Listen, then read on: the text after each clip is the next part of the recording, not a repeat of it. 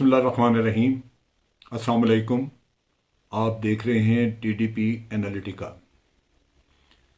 आज हम पाकिस्तान में भारत से या भारत की तरफ से जो कुछ भी किया जाता रहा, ख़ास तौर में उसमें दहशतगर्दी के वाक़यात और जासूसी में भी वो जासूस जो कि यहाँ पे आके टेररिज्म करते रहे, उनके केसेस, और कुछ जासूस जो कि यहाँ पे आके तो हसास इंफॉर्मेशन वगैरह लेते रहे और फिर वो भारत की इंटेलिजेंस एजेंसीज को पास करते रहे। हम उनका जिक्र करेंगे।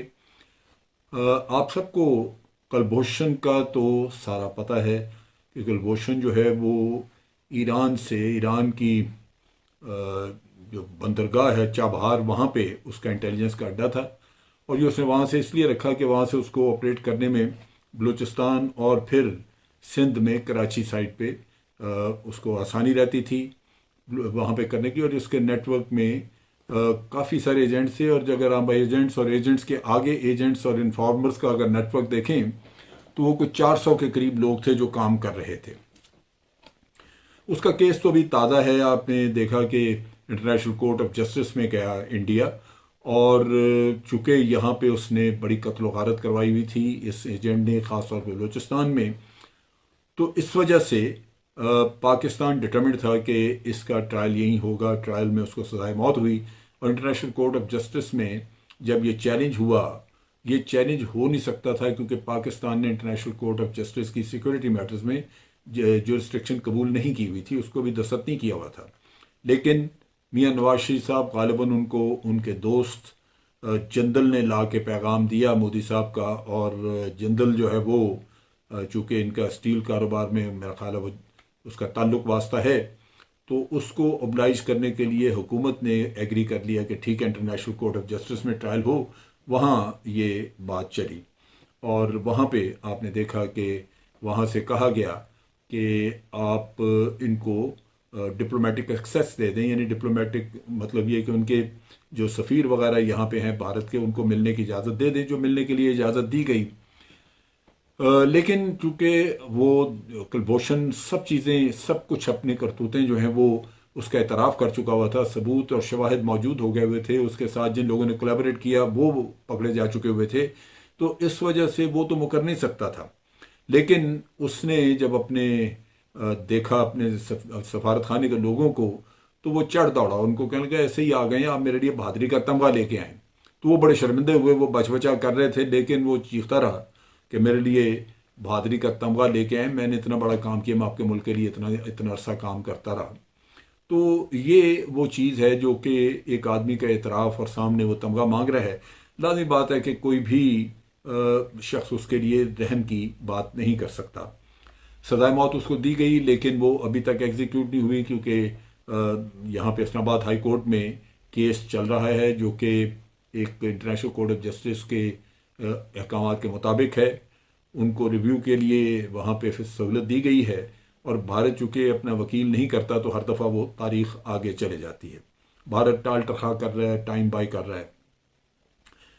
अब चीज़ ये है कि ये शख्स तो ठीक है कि इसको तो आपने सज़ा दी हुई है और इसका केस चल रहा है, लेकिन बेशुमार पहले जो केसेस, मैं चंद एक का जिक्र यहाँ करूँगा कि जो जासूसी करते हुए या पाकिस्तान में टेररिज्म कराते हुए पकड़े गए, वो केसेस जो हैं उनमें हर दफ़ा कोई ना कोई ह्यूमन राइट्स की ऑर्गेनाइजेशन, जैसे सुरजीत सिंह के मामले में अंसार बर्नी ट्रस्ट कूद पड़ा।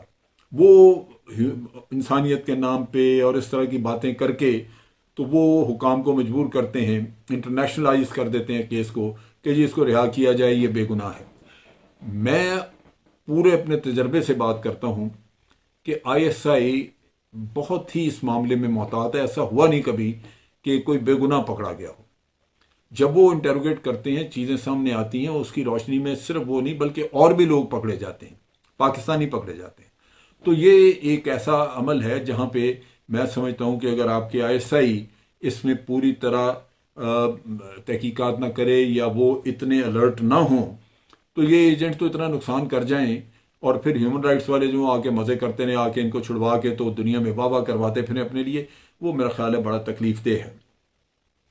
यहाँ सुरजीत सिंह था। अब मैं ये ह्यूमन राइट वाले किस्से पे आपको बता रहा हूँ कि सुरजीत सिंह जो है वो यहाँ पे एक ही रोना रोता रहा कि मैं बिल्कुल बेगुनाह हूँ, ये मैंने कुछ भी नहीं किया। ये शख्स जो है ये 1980 की दहाई में ये पकड़ा गया था यहाँ पे जासूसी करता हुआ, और इसके ऊपर काफ़ी घिनौने चार्जेस थे। लिहाजा इसको 1985 में सजाए मौत हुई दी गई, लेकिन वो एग्जीक्यूट ना हुई, क्योंकि 1999 में इसकी अपील के नतीजे में सदर गुलाम इसहाक खान ने इसकी मौत की सज़ा को उम्र कैद में तब्दील कर दिया। नतीजा ये है कि यहाँ पे ये उम्र कैद के चक्कर में जेल में बंद था, लेकिन रोना वही रहता था कि जी मैं बेगुनाह हूँ। बात यह है कि जो भी शख्स ये जुर्म करता है वो तो अपने आप को बेगुनाह कहेगा, वो तो नहीं कहेगा कि मैंने गुनाह किया। हालांकि उसने इंटेलिजेंस के सामने, आईएसआई के सामने हर चीज़ अपने सारे गुनाह माने होते हैं, लेकिन बाद में जब अपीलों में जाते हैं तो फिर ये ड्रामा खुल जाता है। लिहाजा इस पे फिर वो अंसार बरनी ट्रस्ट वो एक्टिव हो गया। इस तरह वो और भी उसके हमायती निकल आए यहाँ पे बड़े कि जी जाने दें, बेगुनाह है, उसको छोड़ दें, भेज दें। अब वो जैसे ही उसको छोड़ा गया, और वो उस वक्त तक मेरा ख्याल है वो 30 साल के करीब सज़ा काट चुका हुआ था, और उसकी सज़ा तो मेरा ख्याल है कुछ रहती थी, लेकिन बारसूरत जैसे ही वो उसको रिहा किया गया, वाघा से उसको बॉर्डर क्रॉस करवा के आगे भेजा, तो वहाँ अखबारों वाले और बड़े उनके उसके रिश्तेदार, गांव के लोग, बेशुमार सैकड़ों के हिसाब से लोग उसका करने के लिए, इस्तकबाल करने के लिए मौजूद थे। जब अखबार ने नवीसों ने उससे पूछा कि भाई तुम्हें किस चीज़ की सज़ा मिली, तुम क्या करने गए थे पाकिस्तान, तो उसका जवाब था कि मैं जासूसी करने गया था। और उसने कहा मुझे रॉ ने भेजा था, आर्मी ने भेजा था, और मेरे हैंडलर जो हैं वो आर्मी के ही लोग थे, और मुझे इस बात पे फ़ख्र है कि मैं जासूसी करके, तो वहाँ मैं माना नहीं, मुझे जेल में पूछते रहे, मैंने कहा मैं जासूस नहीं हूँ। तो ये एक जिसने रहम किया पाकिस्तान ने, यह दर हकीकत उसका मुंह चढ़ाने वाली बात थी कि आप बॉर्डर क्रॉस करके जाके तो जब अपनी कौम में पहुंच के अपने लिए शाबाश समेटते हैं, तो फिर आपको अंदाज़ा होता है कि ये जो ह्यूमन राइट्स वाले किस्से थे ये दर हकीकत एक ढोंग था, ये नहीं होना चाहिए था, इसको यहाँ पे गलना सड़ना मरना चाहिए था।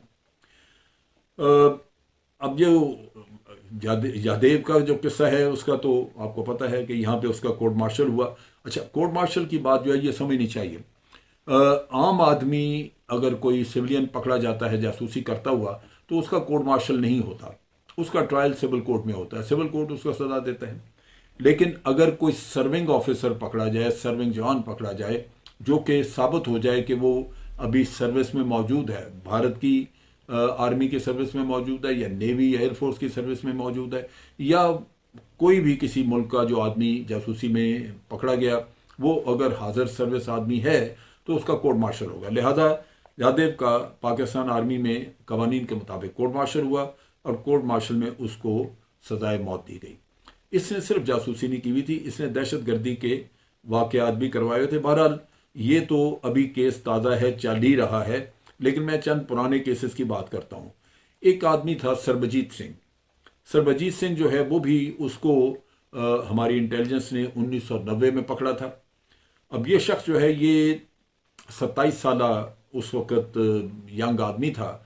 भारत ने इसका फ़ौरन ही क्लेम किया, इसके पीछे लग गए कि जनाब ये रास्ता भूल गया था, खेत में काम कर रहा था, करते करते बॉर्डर पार कर गया, तो इसको पाकिस्तान वापस कर दे। पाकिस्तान के ऊपर खासा दबाव डाला गया कि जी बेगुनाह है, लेकिन चूंकि इंटेरोगेशन हो गई, वो यहाँ पे अपना जुर्म मान चुका हुआ था, लिहाजा उसको इन्हीं चीज़ों के ऊपर उसकी इंटेरोगेशन में उसने माना कि मैंने मुल्तान, फैसलाबाद, लाहौर में मुख्तलिफ जगहों पर धमाके किए, और 14 पाकिस्तानी, उन धमाकों का जिसका उन्हें इतराफ़ किया उसमें 14 पाकिस्तानी मारे जा चुके थे।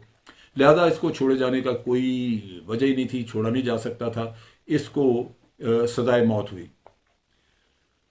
अब ये उसके बाद अपनी सज़ा काट रहा था और इंतज़ार कर रहा था सजाए मौत का कोटलखपत जेल में लाहौर में। तो इसका वहाँ पे 2 कैदियों के साथ झगड़ा हो गया, उन्होंने गालिबन ईंटें उठा के इसके सर में मारी, ये बड़ा काफ़ी ज़्यादा ज़ख्मी हुआ, इसके सर को बहुत चोटें लगी। लिहाजा इसको लाहौर जना हॉस्पिटल में एडमिट कराया गया, जहाँ बड़े माहिरीन जो माहिर डॉक्टर थे, न्यूरोसर्जन, जो कि ब्रेन वगैरह का ट्रीटमेंट करते थे, उनके पास ज़ेरे इलाज रहा और इसका काफ़ी देर तक इलाज होता रहा, जबकि ये फिर कुछ अरसे बाद ये वफात पा गया, मर गया ये।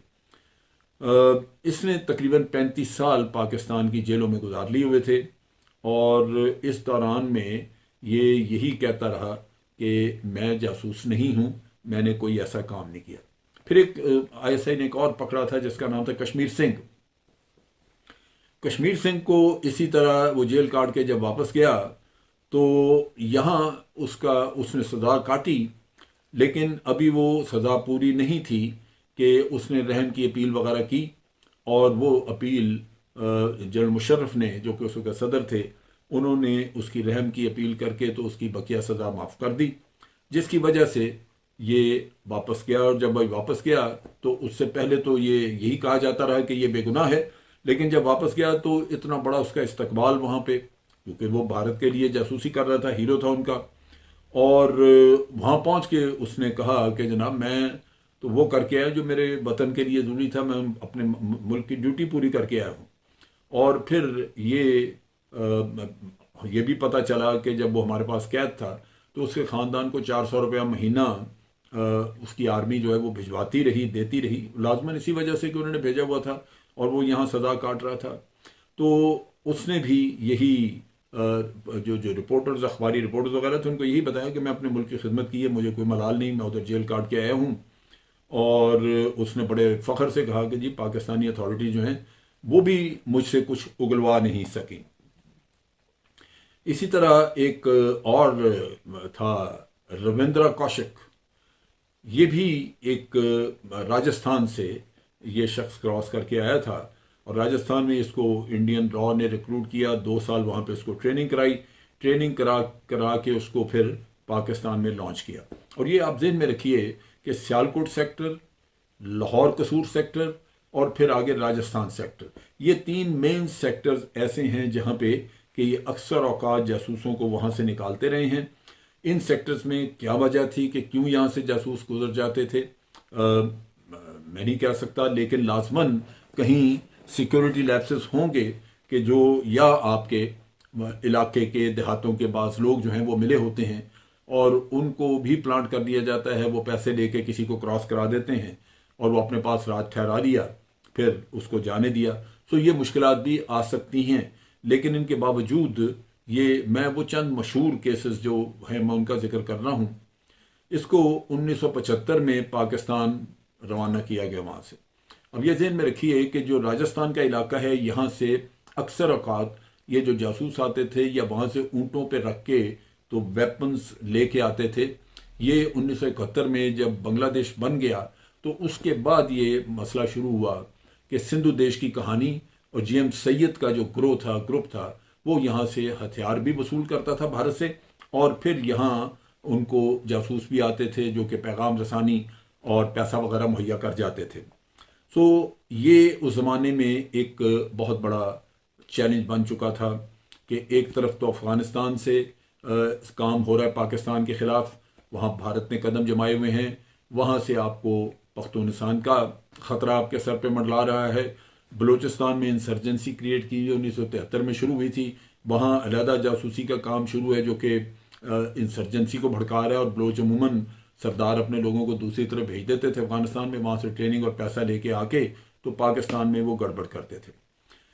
इसी तरह ये 1975 में आया, इसने आके कराची यूनिवर्सिटी में एडमिशन ले ली और फिर ये वहीं से पकड़ा गया। इसी तरह एक अहमद शाकिर नाम का आदमी, अहमद शाकिर नाम था, इसने अहमद शाकिर अपना नाम रख के यूनिवर्सिटी में एडमिशन ली हुई थी, जो कि कौशिक इसका असल नाम था। इसने यूनिवर्सिटी से ग्रेजुएशन की और उसके बाद ये मिस्टर कौशिक जो है ये अहमद शाकिर के नाम से पाकिस्तान आर्मी में भर्ती हो गया। इसने वहाँ पे सिलेक्शन बोर्ड में से गुजरा, सिलेक्शन हुई, कमीशन ऑफिसर बना, मेजर के रैंक तक पहुँचा। उसमें ये 1979 से लेके 1983 तक ये कराची साइड पे इधर जासूसी का काम करता रहा, क्योंकि ये बड़ा अच्छी तरह वाकिफ था वहाँ पे, क्योंकि कराची यूनिवर्सिटी में पढ़ा था और ये बड़ी सेंसिटिव इंफॉर्मेशन वगैरह चूँकि आर्मी में आ चुका था, लेके तो रॉ को मुहैया कर रहा था। ये शख्स 2 साल चूंकि ट्रेनिंग भी ली हुई थी तो माहिर था इस काम में, काफ़ी अच्छी तरह जानता था। लेकिन इसकी भी बिलाखिर शाम गुजरी और इसकी रात आनी थी। वो भी ये हुआ कि एक और जासूस इसी तरह पकड़ा गया, और जब वो पकड़ा गया तो उसने जिक्र इसका भी किया कि ये आर्मी में मौजूद है, कौशिक जो है इसका ये नाम है, और मुझे कहा गया था कि ये तुम्हें फलां जगह मिलेगा, लिहाजा ये आदमी भी हमारे लिए काम कर रहा है। सो किसी और जगह से पता चला जबकि ये आर्मी में मौजूद था। फिर कौशिक को पकड़ा गया और ये फिर इसको जेल में डाला गया, इसको सज़ा हुई, इसको 16 साल की सज़ा दी गई।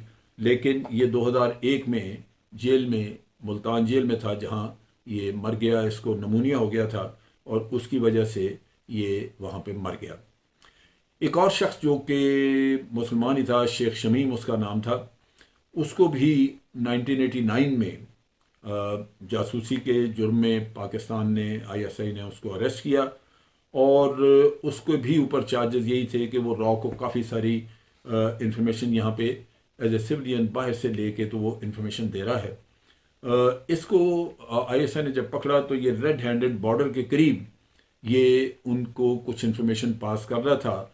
जैसे ही मुड़ा तो इसको धर लिया ISI ने, ये पकड़ा गया। ISI ने इसके लिए ट्रैप प्ले किया हुआ था और इसको फिर 1999 में फांसी की सज़ा दे दी गई। ये वो चंद एक मशहूर वाक़यात थे, या वो थे उसका कुलभूषण जाधव का केस तो आज तक चल ही रहा है, वो आपकी नज़रों में है, लेकिन ये वो लोग थे जिनको के सज़ाएँ हुई। और मैं चंद मशहूर केसेस आपके सामने रखना चाह रहा था जहाँ पे अंदाज़ा हो कि आपकी ISI की कारगुजारी कैसी है, वो मुल्क के दिफा के लिए क्या कुछ कर रहे हैं। आज के लिए इतना ही। अफवाज पाकिस्तान जिंदाबाद, पाकिस्तान पाइंदाबाद।